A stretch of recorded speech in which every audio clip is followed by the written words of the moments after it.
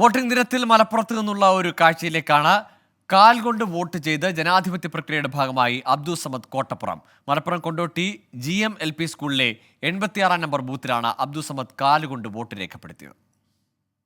ജനാധിപത്യ ഉത്സവത്തിൽ തന്റെ അവകാശം രേഖപ്പെടുത്താൻ പരിമിതികളെ മറികടന്നെത്തിയതാണ് സമദ്.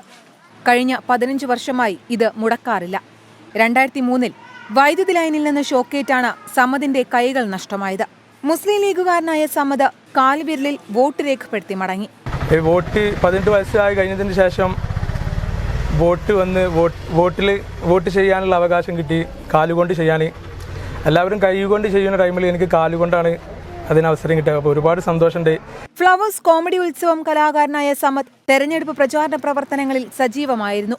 കിഴിശ്ശേരി അൽ അബീർ ഹോസ്പിറ്റലിലെ അസിസ്റ്റന്റ് PRO ആണ് സമദ് കോട്ടപ്പുറം. 24 മലപ്പുറം.